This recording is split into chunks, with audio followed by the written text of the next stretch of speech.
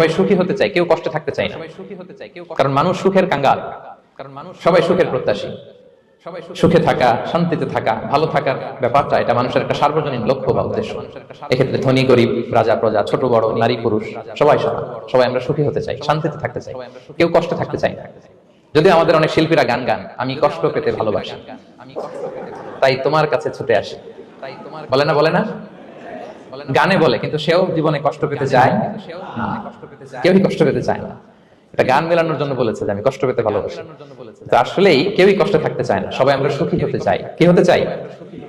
কেউই কষ্টে থাকতে চাই না।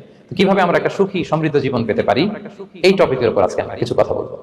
কোরআন আমাদেরকে কি গাইডলাইন দিয়েছে, ইসলাম আমাদেরকে কি জানিয়েছে, কিভাবে চললে আমরা এই পৃথিবীতে সুখী থাকতে পারি এবং জান্নাতেও আনন্দে থাকতে পারি, এটা জানার দরকার আছে না নাই বলেন? সুখ বিষয়টা এত জরুরি, এত গুরুত্বপূর্ণ যে ইউনাইটেড নেশনের জেনারেল অ্যাসেম্বলি প্রতি বছর মার্চের 20 তারিখে ইন্টারন্যাশনাল হ্যাপিনেস ডে হিসেবে ঘোষণা করেছে, মানে আন্তর্জাতিক সুখ দিবস। কি দিবস? আন্তর্জাতিক সুখ দিবস হিসেবে ঘোষণা করেছে। এবং তারা একটা জরিপ করে যে পৃথিবীর কোন দেশের লোকেরা বেশি সুখী। তো সে জরিপে বিশ্বের সবচেয়ে সুখী দেশের তালিকায় টানা কয়েকবার যে দেশটায় নাম উঠে এসেছে সেটা হচ্ছে ফিনল্যান্ড। নাম শুনেছেন? এটা হচ্ছে নর্দার্ন ইউরোপের একটা দেশ, স্ক্যান্ডিনেভিয়ান কান্ট্রিজের একটা, ফিনল্যান্ড। সে জরিপে উঠে এসেছে যে ফিনল্যান্ডের লোকেরা নাকি বেশি সুখী। আজকে আমরা দেখবো কারণ কি, তাদের তো সুখের কারণ এটা আমরা খুঁজে দেখবার চেষ্টা করবো। ফিনল্যান্ডে একটা ইউনিভার্সিটি আছে, ইউনিভার্সিটি অফ হেলসিঙ্কির একজন রিসার্চার জেনিফার ডি পাওলা, সে দুইটা কারণ উল্লেখ করেছে বেসিক্যালি। বারবার ফিনল্যান্ডের নাম উঠে আসছে কেন, কেন তারা সুখী। তো প্রথম যে কারণটি সে আইডেন্টিফাই করেছে সেটা হচ্ছে তাদের হেলদি লাইফস্টাইল। তারা হেলদি লাইফস্টাইলে অভ্যস্ত, প্রকৃতির সাথে তাদের নিবিড় একটা সান্নিধ্য আছে এবং সেই সাথে স্বাস্থ্যসম্মত তাদের কর্মজীবন। হেলদি লাইফস্টাইলের কারণে তারা হ্যাপি।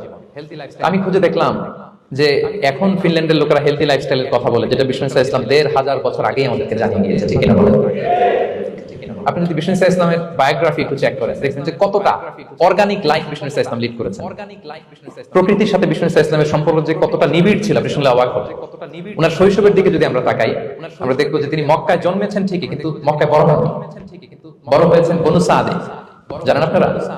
হালিমাতু সাদিয়া দুধ পান করানোর জন্য মক্কা থেকে বিষ্ণু ইসলামকে সেই তায়েফ পেরিয়ে আরো 70-80 কিলো দূরে বনু সাদ, যেখানে ধুধুমরু প্রান্ত, সুবিশাল আকাশ, বিস্তীর্ণ জমিন, বড় বড় পাহাড়, এরকম একটা মরুপল্লীতে বিষ্ণু ইসলামের শৈশব কেটেছে। দেখেন প্রকৃতির সাথে বিষ্ণু ইসলামের জীবনে কতটা নিবিড় সান্নিধ্য ছিল, কতটা সুনিবিড় সম্পর্ক ছিল। এরপর সেখান থেকে যখন চলে আসলেন, he started his career as a shepherd, রাখাল হিসেবে ক্যারিয়ার শুরু করলেন। পাহাড়ি উপত্যকা মাড়িয়ে তিনি ছাগল চড়াতেন, মেষ চড়াতেন। পৃথিবীর সব নবীরা ছাগল চড়িয়েছেন। মরুভূমির রুক্ষ পরিবেশ মাড়িয়ে মরু ঝড় সাইমুনকে মোকাবেলা করে তিনি কাফেলা নিয়ে এদিক থেকে ওইদিকে যেতেন। 27টা যুদ্ধে সরাসরি নেতৃত্ব দিয়েছেন। আল্লাহু আকবার। পাহাড়ে উঠতেন, মরুদ্যানে হাঁটতেন, খেজুরের বাগানে ঘুরতেন, তৃষ্ণা লাগলে কুয়া থেকে পানি তুলে খেতেন। এর চেয়ে অর্গানিক লাইফ হতে পারে ভাই? আওয়াজ করে বলেন, হতে পারে? ইভেন যেখানে ঘরের ভিতরে ঘুমাতেন, ঘরটাও ছিল খেজুর পাতার ছাউনি দিয়ে, খেজুরের পাতা, ডাল, ছোবড়া এগুলো দিয়ে বালিশ, তোষক, জাজিম বানিয়ে শুতেন। আর সবসময় অর্গানিক খাবার খেতেন। তাহলে ফিনল্যান্ডের লোকেরা সবচেয়ে বেশি সুখী তাদের হেলদি লাইফস্টাইলের কারণে, প্রকৃতির সাথে নিবিড় সম্পর্ক। কিন্তু বিষ্ণু ইসলাম এই ঘটনা ঘটার 1500 বছর আগেই জানিয়ে গিয়েছেন যে হেলদি লাইফস্টাইলের কোনো বিকল্প নেই। পুরো লাইফটাই ছিল না হেলদি, অর্গানিক। জেনিফার জি পাওলা দ্বিতীয় যে কারণটি উল্লেখ করেছেন যে ফিনল্যান্ডের লোকেরা এত সুখী কেন, সে বলেছে যে তারা টেনশন ফ্রি লাইফস্টাইলে অভ্যস্ত, কোনো পরিস্থিতিতে উদ্বিগ্ন হতে চায় না, যে কোনো সিচুয়েশন ঠান্ডা মাথায় ডিল করে। বিষ্ণু ইসলামের বায়োগ্রাফির দিকে তাকান, তিনিও তাই করেছেন সারা জীবন। সাধ্যের সবটুকু বিষ্ণু ইসলাম করতেন, সর্বোচ্চ চেষ্টাটুকুন করে চেষ্টা প্রচেষ্টা শেষে, কর্ম শেষে ফলাফলের জন্য তিনি আল্লাহর উপর নির্ভর করতেন। তাওয়াক্কুল আলাল্লাহ। উদ্বিগ্ন হতেন না, মাথা ঠান্ডা রেখে সিচুয়েশন ডিল করতেন। এর কারণ আমাদের জীবনে এমন অনেক কিছু ঘটে যায় যেটার উপর আমাদের কোনো হাত থাকে না। তো যেটার উপর আমার নিয়ন্ত্রণ নাই সেটা নিয়ে আমি উদ্বিগ্ন হয়ে লাভ আছে? কথা বলেন, উদ্বিগ্ন হয়ে লাভ আছে? জীবন আপনাকে অনেক কিছু দিবে, আবার কেড়ে নেবে। আল্লাহ এভাবেই পৃথিবীটাকে সাজিয়েছেন। ইয়াউমুন লাকা ওয়া ইয়াউমুন আলাইকা, একদিন আপনার ভালো যাবে, আরেকদিন খারাপ যাবে। ওয়া তিলকাল আইয়ামু নুদাবিলুহা বাইনান নাস, আল্লাহ বলেন যুগটাকে আমি ঘুরিয়ে ফিরিয়ে মানুষের সামনে এভাবেই আনি। This is the routine work of this দুনিয়া। দুনিয়ার রুটিন ওয়ার্ক এটা। আজকে ভালো, কালকেও যে ভালো যাবে এমনটা নয়, কালকে খারাপ যাবে। আজকে তার খারাপ যাচ্ছে, পরশুদিন আবার তার ভালো দিন যাবে। ঠিক কিনা বলেন? অন্য এক সূরায় আল্লাহ তাআলা বলেছেন ফাইন্না মাআল উসরি ইউসরা, নিশ্চয়ই কষ্টের সাথে আছে স্বস্তি। আজীবন মানুষ কষ্টে থাকে না, দুঃখের পরে থাকে সুখ। দুঃখের পরে কি থাকে? बोल बोल के थक गया। क्या हुआ नया किड পরে থাকে সুখ, দুঃখের পরে কি থাকে? সুখ থাকে। এজন্য উদ্বিগ্ন হওয়া যাবে না। বিষ্ণু ইসলামের জীবনী থেকে আমরা এটাই শিখি, উদ্বিগ্ন হওয়া যাবে না।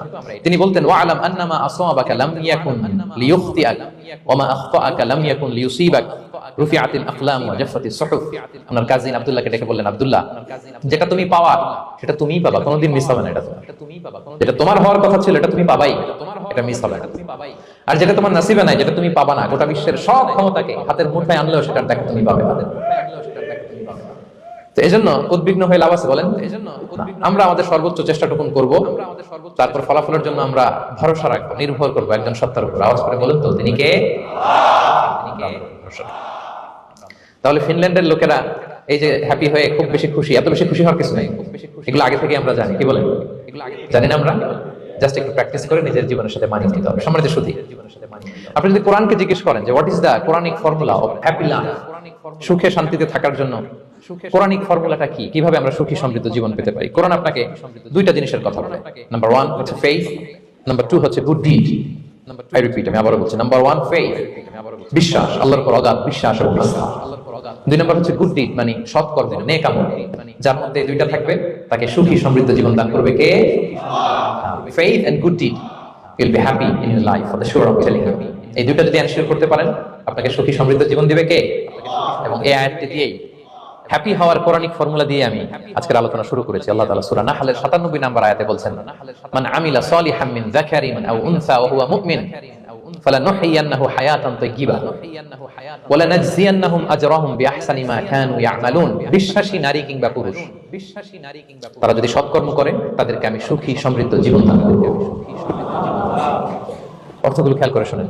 আল্লাহর কথায় কোনো ফাঁক ফোকর থাকে না, আল্লাহর কথায়, নবীর কথায় ফাঁক ফোকর থাকে না। আল্লাহ তাআলা বলেন, বিশ্বাসী নারী কিংবা পুরুষ তারা যদি নেক কাজ করে, সৎকর্ম সম্পাদন করে, তাহলে তাদেরকে আমি সুখী সমৃদ্ধ জীবন দান করব।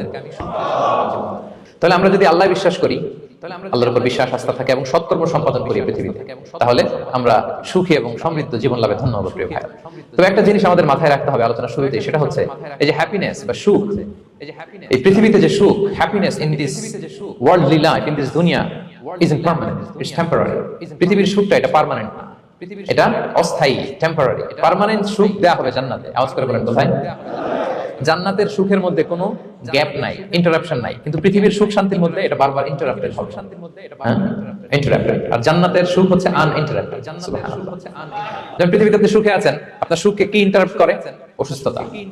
খুব সুখে আছেন, শান্তিতে আছেন, হঠাৎ অসুস্থতা চলে আসে, তার মানে ইন্টারাপশন হয়েছে না? বলেন, হঠাৎ কিডনি ফেলিয়ার করলো, হার্ট অ্যাটাক, ক্যান্সার, স্টেজ 3 তে চলে গেছে, 4 এ চলে গেছে, তাহলে হ্যাপিনেসটা আর থাকলো না, এটা টেম্পোরারি।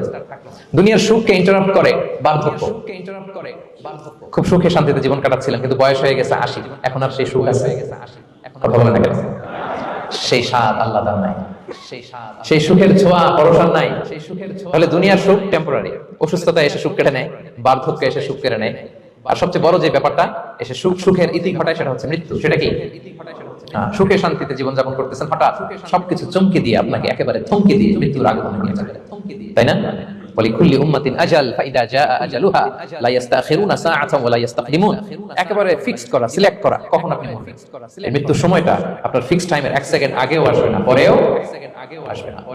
তাহলে দুনিয়ার সুখ এটা কি চিরস্থায়ী না ক্ষণস্থায়ী? টেম্পোরারি না পার্মানেন্ট? টেম্পোরারি। এই লাইফটা, দুনিয়ার হ্যাপিনেসটা, এটা টেম্পোরারি, এটা খেয়াল রাখতে হবে। চির সুখ, চির শান্তি, আনইন্টারাপ্টেড হ্যাপিনেস আপনি পাবেন জান্নাতে। আল্লাহ তাআলা বলছেন, ওয়া আম্মাল্লাযীনা সুইদু ফাফিল জান্নাতি খালিদিনা ফিহা মা দামাতিস সামাওয়াতু ওয়াল আরদু ইল্লা মা শাআ রাব্বুক আতাআন গায়রা মাজদুদ। সুবহানাল্লাহ। জান্নাতের নিয়ামত সুখ হবে, এটাকে আল্লাহ নাম দিয়েছেন আতা, গায়রা মাজজুজ, এন্ড আনইন্টারাপ্টেড গিভিং। ওই যে সুখ পাবেন আপনি, আর ওই যে সুখ পাবেন আপনি, কোনো ইন্টারাপশন হবে না। সুখ আর সুখ, শান্তি আর শান্তি, it's a gift without an end. এটার কোনো এন্ডিং নাই, শুরু আছে শেষ নাই। সুবহানাল্লাহ পড়েন। And it will be an award never to be taken away. একবার যে দেয়া হবে আর ছিনিয়ে নেওয়া হবে, একবার যে এন্ট্রি পাবেন আর জান্নাত থেকে বের হওয়া লাগবে না। তাহলে সুখ শান্তি আমরা কিভাবে পাবো, এটা জানার আগে এই কথাটা আমাদের মাথায় আগে ঢুকিয়ে নিতে হবে যে দুনিয়ার জীবনটা, এখানে সুখ শান্তি ক্ষণস্থায়ী। চির সুখ চির শান্তির জায়গা হচ্ছে জান্নাত। জান্নাতে অসুস্থতা নাই, আছে? সবাই বলেন জান্নাতে অসুস্থ হবেন, জান্নাতে বার্ধক্য নাই, বুড়ো হবেন না, হ্যাঁ, বুড়ো হবেন না। বিষ্ণু ইসলাম বলেছেন জান্নাতে যারা ঢুকবে তারা হবে আপনা সালাফিন ওয়া সালাফিন, 33 বছরের তাগড়া যুবক হয়ে ঢুকবেন, চির যুবক, চির যৌবনা। আহলুল জান্নাতে জুরদা ওয়া মুরদা ওয়া আপনা সালাফিন ওয়া সালাফিন, শুভ্রদেহী, সুন্দর, সুঠাম, স্মার্ট, ড্যাশিং ফেসের হবে। বয়স বাড়বে, অসুস্থতা স্পর্শ করবে না, আর মৃত্যুই থাকবে না সেখানে। কি বলেন, থাকবে? ইউতাল মাউতু বিকাবশিন আমলাহ, সাদা একটা বকরির আকৃতিতে মৃত্যুকে আনা হবে। ফায়ুযবাহুল মাউত, মৃত্যুকে সেদিন মৃত্যু দেয়া হবে। মৃত্যুকে জবাই করে বলা হবে ইয়া আহলাল জান্নাতি খুলুদুন ফালা মাউত, হে জান্নাতবাসীরা নো টেনশন, এনজয়। সুবহানাল্লাহ পড়বেন না? সেই জান্নাতে যেতে আমরা চাই কি চাই না? সবাই চাই তো? আমরা এই ওটা এপিক সিভিক হলে যেমনি একত্রিত হলাম, আল্লাহর জান্নাতেও যেন আমরা একত্রিত হতে পারি। আল্লাহ তৌফিক দান করুন। আমিন। আল্লাহুম্মা আমিন। আল্লাহুম্মা আমিন।